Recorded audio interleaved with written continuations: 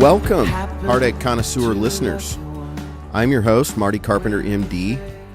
Thanks for tuning in, and happy spring to you. Boy, the green leaves are coming off of everything. There's new growth, there's shoots, there's life.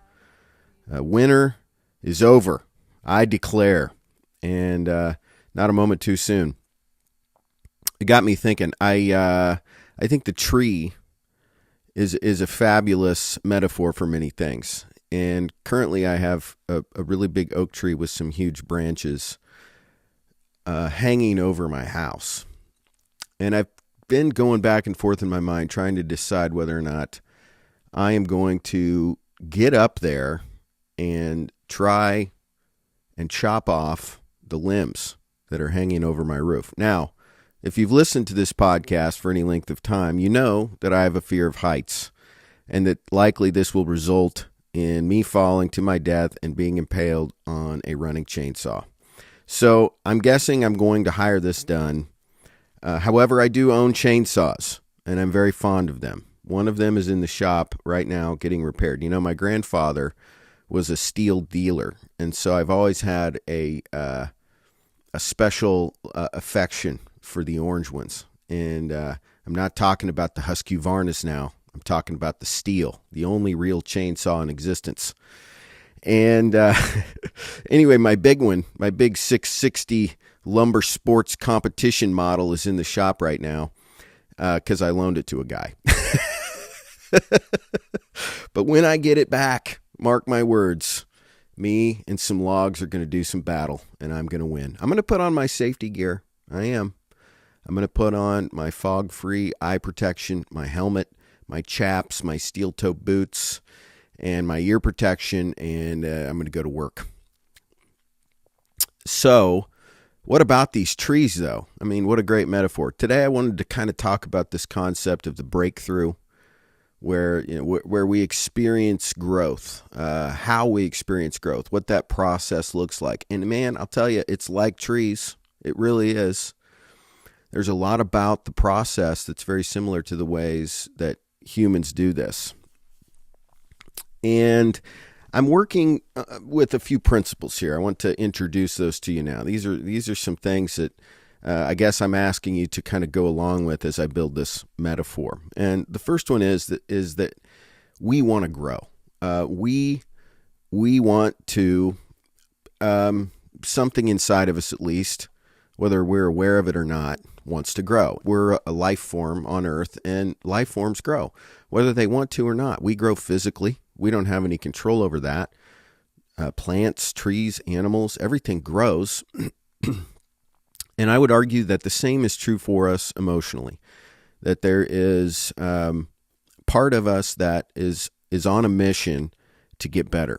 And that there's also, principle number 2 is that there's opposing forces at work here. So that there's part of us that is diabolically and diametrically opposed to goodness within us. And for many of us, we do battle with this for many years, and it stunts our growth and prevents us from growing, and et cetera. And the third major principle I want to elucidate here is that I think it's important to consider that the events of our lives have purpose. They're only random and chaotic if you see them that way. If you allow them to have meaning and allow the events of your lives to shape you and help you see things differently, then it's anything but random. It's in fact exactly what we need to grow. So these trees, I mean, think about this. You know, you start with a seed, and the seed's got a protective shell around it. And many of us are like this. So the shell does do the job of helping protect the inside of that thing, which is what's required for it to grow up and manifest into this humongous organism from this little tiny thing. At the same time it's protecting, though, it's also preventing, in a way, the growth from happening. And in that shoot down deep in there has to push out through that coating. And then it has to push up through the dirt.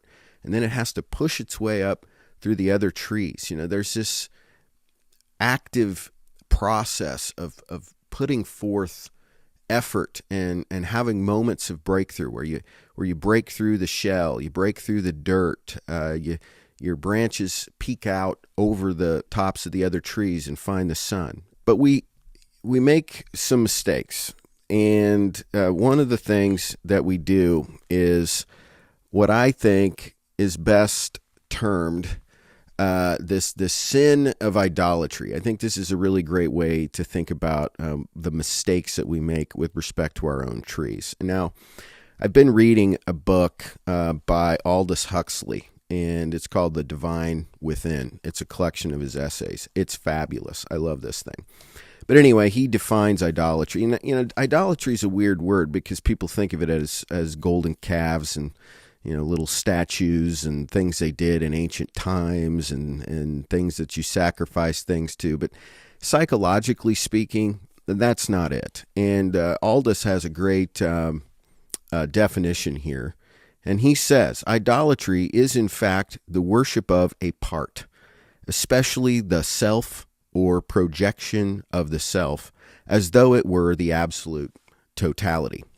Well, that's exactly right, because what we do is we take one of our limbs and we worship it and we point to it and we say, that's awesome. Look at this. And this could be any number of things. I mean, keep in mind that there's often two sides to this coin, so that at the same time we're engaging in worship of self, we're also engaged in self-loathing, and that those two are in opposition to each other and kind of, in a way, helping keep the sick system in balance. But we say, hey, look at my limb. Look at this limb in particular. Look how awesome this is. And maybe that represents all the work you've put into your body, or maybe that represents your bank account, or maybe that represents your intellect and that sort of thing. But we're also frequently aware that in other parts of our tree, there's some dead limbs, and they're full of fungus, and there's some weird creatures living in there, and it's rotten, and it's taking up space. And we kind of know this, and we're ashamed about that. And so one of the ways we deal with our shame is that we point to something that we can say is awesome, and we distract from that thing which we think detracts from the overall beauty of us. And we go about attempting to be worshipped and worshiping ourselves. And by that I mean, what is worship? Worship is, it's not just, getting on your knees and bowing down or raising your hands and singing a song. Worship is this act where you give something high status and spend a lot of time on that outcome that you desire. So if you're worshiping God, you're saying, hey, you're holy and perfect and worthy of worship. If you're worshiping yourself, you're saying, hey, I'm going to spend my time and my money and my effort and my internet surfing time and all of my thought life and on me, and making myself as awesome as I can be, and doing everything for me. That's worship. That's self-worship. That's spending all of your time and money worshiping the God of you. And it always leads to problems every single time, and not least of which is an inability to honestly assess our own limbs and say, like, look, I see that there are pieces of me that really need to go. And when one of those pieces goes, that is the breakthrough that I'm talking about. And we see this in therapy. When something big happens for people, it can feel like a shift. It's sort of it's a notable moment in time. And it's kind of like breaking through an egg. That's another good example where you're kicking at the shell, and eventually you go through. But it's not exactly linear all the time. That there's these moments in time that we can look back at and point to as significant breakthroughs. But when we're engaged in this sort of self-worship and idolatry of the self, what we tend to do when we are not as amazing as we'd like to think we are, and that becomes known either to us or others, is that we tend to assign blame. So you imagine you're this tree in a forest, and you might say, well, it's if it weren't for all these other trees blocking my light, if it weren't for all of these, wasps and birds and monkeys and everything else making nests in my tree and eating all my fruit, then I would be the tree I was meant to be. That's kind of the tendency. And it's a mistake. And the way to really become that tree that you want to be is you allow for some pruning. And everybody that engages in gardening or forestry knows that if you want a tree to optimize, you have to get rid of some of the branches sometimes. And it's hard and it's painful. And the metaphor holds up. I mean, getting something lopped off of you, that hurts. That's kind of what I think is meant by the idea of dying to yourself or losing your life so that you will find it. That's the principle involved there. And it involves power tools, chainsaws. It involves Marty coming at you with a 660 Lumber Sports Competition steel chainsaw and maybe not making a clean cut. That's what it involves. But, the truth is that the master gardener is the one that does this pruning. And we got to let him, though. And if we don't, what tends to happen is that these things, they just stay in the middle of all of it. And they're sucking up the nutrients. And it's not allowing for these other branches to form foliage and leaves and sprout out and bear fruit. And it's what's referred to as dead weight. I mean, this is the thing that has to go. Let's take drinking, for example. Another mistake we make is we often we sort of mistake or misunderstand this process of pruning. And we say, well, I have a drinking problem, so the answer is quit drinking. Or I tend to overeat, so the answer is go on a diet. Well, that's not the real pruning. That's only the first step. That's really only identifying that there's a problem. What really has to happen and what really has to be pruned, so to speak, is the belief or set of beliefs that you have about yourself, or the pain that you carry, or the old wounds that you carry along with you that need to be reordered. That's what has to be pruned away. And then, you see this in people. They'll quit a behavior, like they'll quit drinking, but they're still like meaner than hell. And we have a term for that. It's called being a dry drunk. It's like if you want to get better as an alcoholic, you don't just quit drinking. You work a program while you're sober and get reordered on the inside so that you stop being a dry drunk. You see what I'm saying? So it's not that you just go on a diet and lose 50 pounds. I mean, how many people know somebody or have experienced themselves losing 50 pounds and then gaining it right back? It's because we don't get at the core issues. My point is from a psychological perspective, we often miss the more subterranean layers to things. So, I think the other thing to understand, or another point I wanted to make about this concept of growth and pruning, is that we often have this mistaken idea that we're on the search for some holy grail, that if we could just find this, that would be the breakthrough. If we could just find that job that gave us this much money, then that would be it. Or if we could find this kind of a partner, then we'd be happy. Or if we could lose that weight and really like ourselves in the mirror and fit into that old dress size we used to wear when we were in our 20s, then we would be the tree that we've always wanted to be. And it's just not that way. It's never finding something. It's never acquiring something. It's never this holy grail. It's always letting go of something. It's always getting something ugly lopped off of us. And that's the true breakthrough. It's lightening your pack. It's not finding, the key, this mysterious magical thing that's going to make it all make sense and bring it all together. No, it's taking a hard look down deep inside of your bag and saying, I don't need this chunk of lead anymore. And I'm kind of scared to let it go because I've been carrying it a long time and it used to serve a purpose, and I'm not sure how life's going to be without it. It's like these dead limbs. At one point in the past, they were lush. They bore fruit. They provided shade. But now they need to go. Maybe something happened along the way. You got struck by lightning, or a windstorm came along, and the nutrients can no longer get out there, and that one just died. It just did. And that's what it means to be a tree in this forest, is that sometimes pieces of us get hit with something and die. And it's okay to let it get lopped off. And how do you know this has happened? I mean, you know it. You know it when you begin to experience peace versus agitation and restlessness. You know it when you are able to sit in a new way, quietly with yourself, and you stop clinging and you stop searching, and you're able to just kind of be there and just be a tree, be in one spot, and let the wind come along and kind of wave your branches and such. And that's what it feels like. And so what I would encourage you to do as a mental health professional, I really believe that this is the only thing. That this is really the only thing that works. I mean, we psychologists, psychiatrists, we always offer something that's okay. It's pretty good, Prozac, cognitive therapy. It works okay. But it's not a miracle.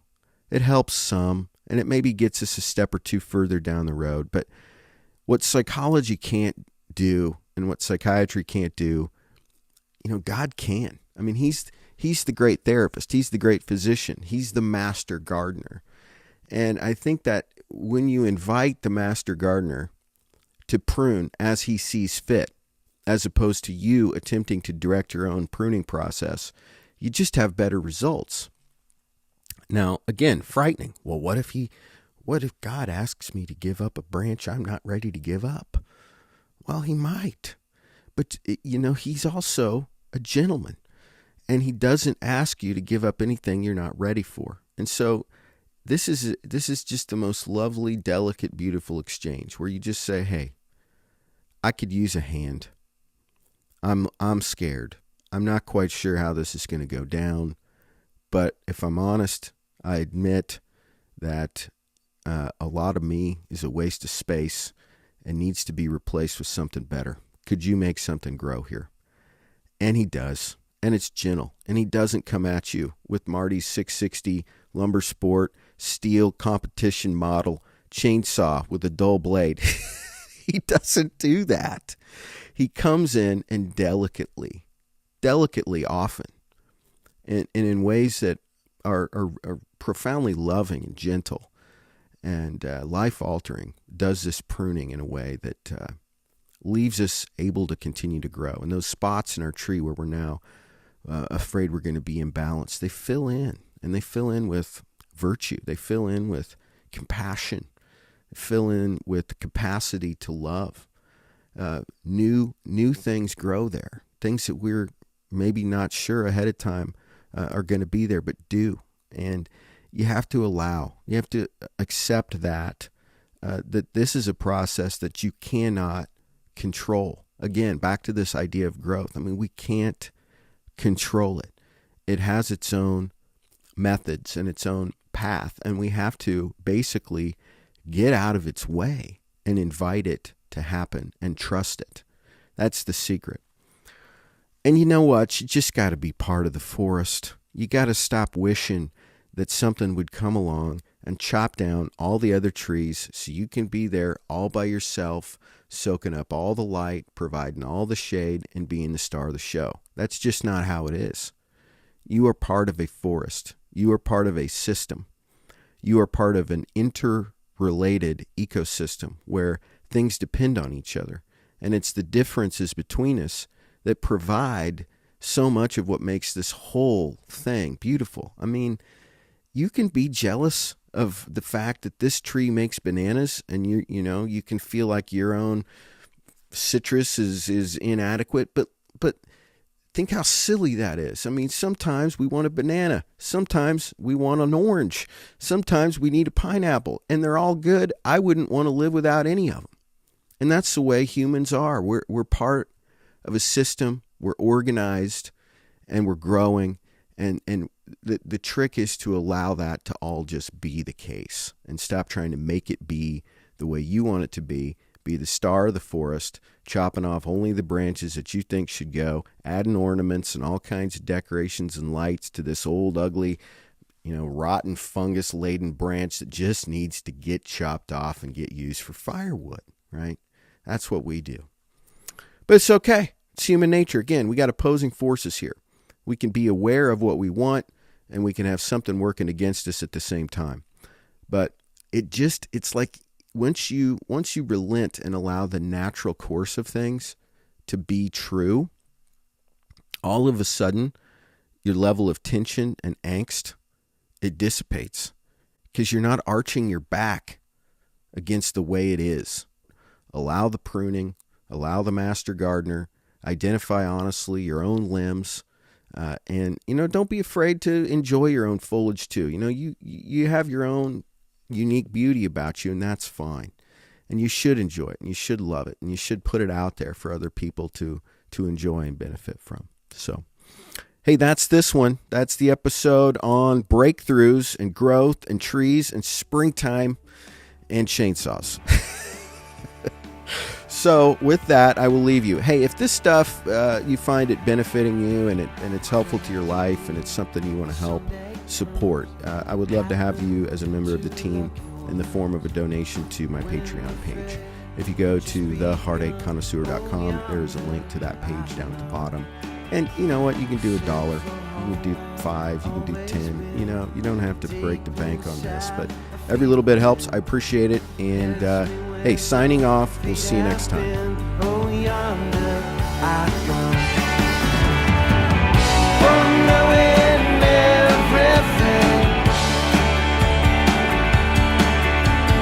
Something puts us